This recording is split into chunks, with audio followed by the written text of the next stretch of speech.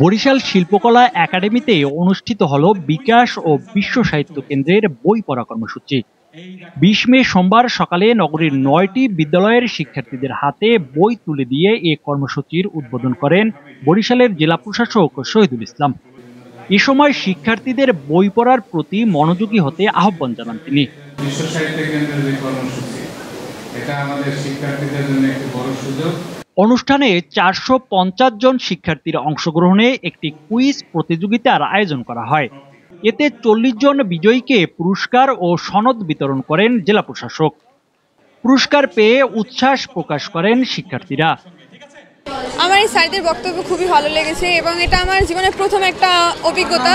আমি এটা বিশ্ব সাহিত্যে যেহেতু অর্জন করেছি, আর ভবিষ্যতে আমার বড় কোনো স্বপ্ন পূরণে এগুলো আমার সহায়ক হবে। আমার অনেক ভালো লেগেছে এই পুরস্কার আমি ভাবতেই পাইনি। পুরস্কার পেয়ে আমি এত আমি আবার এইরকমের আবার অংশগ্রহণ করব আর আসব।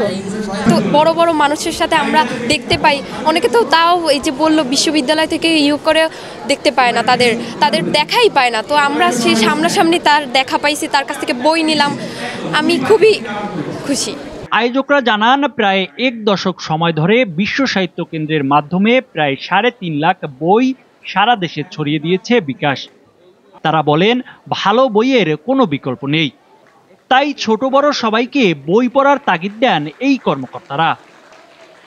তো যেহেতু বৃষ্টি হয়েছে কয়েকদিন আগে, কালকেও বৃষ্টি হলো, এই মানে সবুজটা যে কত ব্রাইট সবুজ সেটা অ্যাপ্রিসিয়েট করার মতন একটা সবুজ।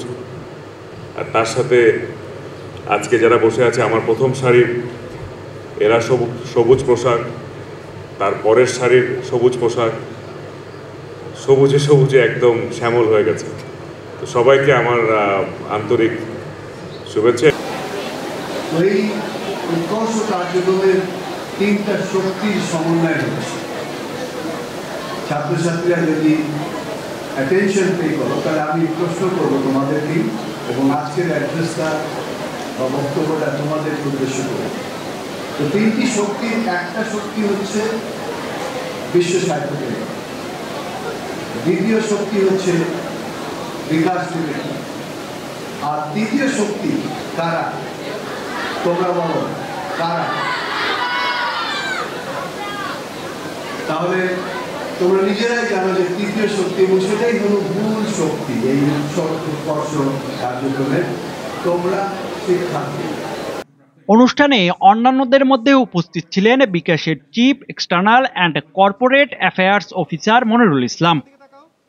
২০১৮ সাল থেকেই বাংলা একাডেমির অমর ২১ বইমেলার আয়োজনে মূল পৃষ্ঠপোষক হিসাবে সহযোগিতা করছে বিকাশ।